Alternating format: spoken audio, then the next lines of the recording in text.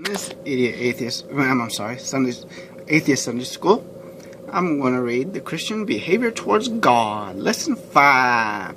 Now, of course, you feel free to check the description. There's a link to my website. Also, feel free to like, subscribe, feel free to watch any of my other videos. And of course, I'm not going to read the whole thing, but we'll read some of it. Out of all the sons God gave to David, he chose Solomon to succeed the throne of Israel. God gave Solomon some excellent words of advice. And as he turned the kingdom over to him and instructed him in planning for the construction of the temple, David said, Solomon, my son, know thou the God of thy father, and serve him with a perfect heart and a willing mind. He also told Solomon, keep and seek for all the commandments of the Lord your God. The guide of the Christian behavior towards God is comprehended in these instructions to Solomon. Jesus said that whoever has seen him has seen the Father. He said that he was in the Father and the Father in him. John 14:9. He has seen me, he has seen the Father. John 10:30. I and my Father are one. So I don't see how some people don't believe that Jesus and God are supposed to be the same. But there are people who think that Jesus is not God. And I don't care if they do, because it doesn't matter. John 5:23. He that honoreth not the Son honoreth not the Father which hath sent him. Know Jesus, know who he is, know that he is the Son of God. Reaffirm the personal knowledge of him as the personal Savior.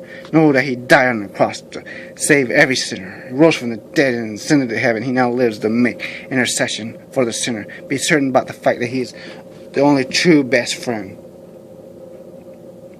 Know what he is. He is a creator. He's the overseer of the world. He's all loving. Nothing can separate his love from you. As would be a father, he will chasten and reward. He is all-powerful. He is the head of the church. He is the head of any local church that follows his leading. Jesus is the good shepherd, and the pastor is the under-shepherd. No, he is near. Draw near to God through Jesus. During sadness and correction and guidance and happiness and all that. Love Jesus. The Christian is commanded to love God with all their heart, soul, and mind. He commands obedience. This proves the Christian's love towards him. He commands the Christian to be fruitful for him, which basically means you go soul winning and you do what you're supposed to do. He commands the Christian to surrender his body and mind to him, which a lot of liberal Christians don't do. He commands us to trust him. Without faith, it is impossible to please him. Without knowledge of his ability, the Christian would not include him in everything pertaining to his life. The Christian should spend time with him. Reading his Bible, praying, and all that nonsense. Honor Jesus.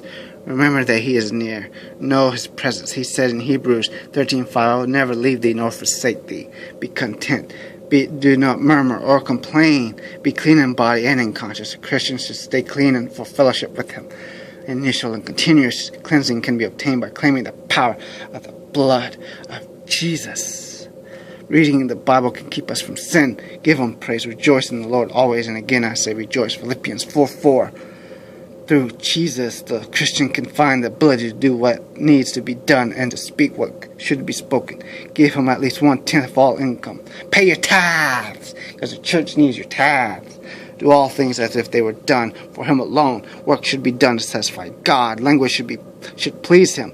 Remember that with that guy that does the dumpster thing when he's cussing and everything. What's his name? Fierstein? Remember that when you watch Fierstein's videos. Behavior towards others is to be proper according to his pleasure. Care of property should express gratitude to God. Submission to authority should be in obedience to him.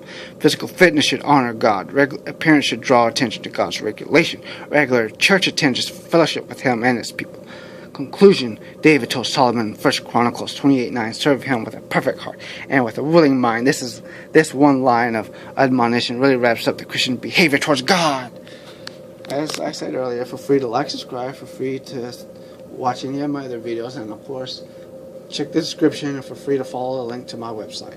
You can find my ebooks or whatever. Thanks.